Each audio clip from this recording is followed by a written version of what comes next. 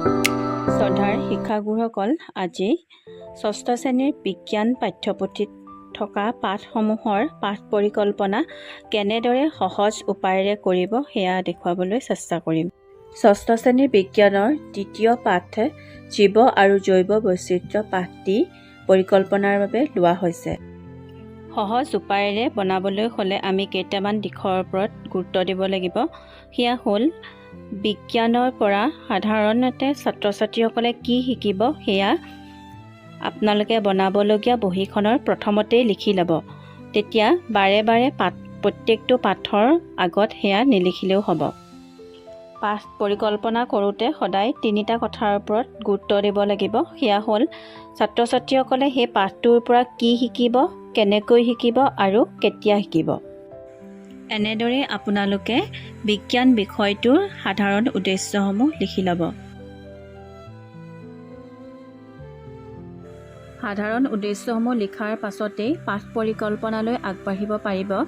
পাঠ পৰিকল্পনা এটা কৰোঁতে প্ৰথমতে পাঠৰ চিনাক্তকৰণ তথ্যসমূহ লিখি ল'ব। চিনাক্তকৰণ তথ্যসমূহ লিখাৰ পাছতে সেই পাঠৰ পৰা বিশেষ উদ্দেশ্যসমূহ অৰ্থাৎ জ্ঞান, বুজন, প্ৰয়োগ আৰু কৌশলৰ পৰা ছাত্ৰ ছাত্ৰীসকলে কি কি শিকিব সেয়া লিখিব লাগিব। বিশেষ উদ্দেশ্যসমূহ লিখাৰ পাছত শিক্ষণ সঁজুলিৰ কথা লিখিব লাগিব। ইয়াৰ পাছতে পূৰ্বজ্ঞান লিখাৰ পাছতে পাঠ পৰিকল্পনাৰ মূল বিষয়বস্তুলৈ আগবাঢ়িব পাৰিব।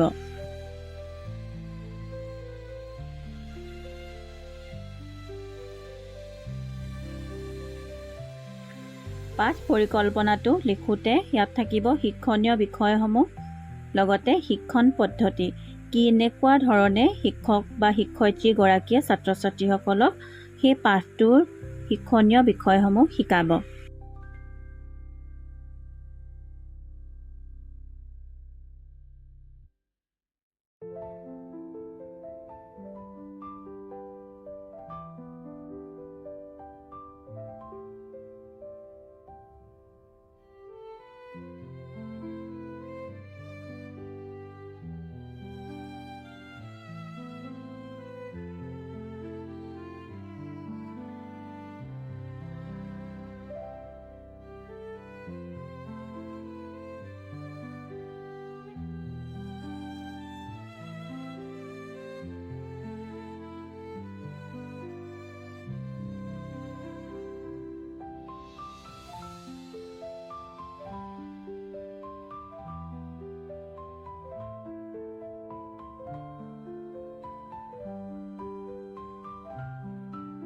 পাঠ পৰিকল্পনাৰ শেষত গৃহকৰ্ম দি পাঠ পৰিকল্পনা সামৰিব লাগিব।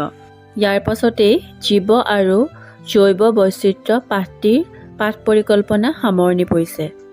এনেদৰেই পৰ্যায়ক্ৰমে ষষ্ঠ শ্ৰেণীৰ বিজ্ঞানৰ প্ৰত্যেকটো পাঠৰ পাঠ পৰিকল্পনা দিবলৈ চেষ্টা কৰা হ'ব। ভিডিঅ'টো চাই উপকৃত হ'লে মোৰ চেনেলটো লাইক, শ্বেয়াৰ আৰু ছাবস্ক্ৰাইব কৰি দিব।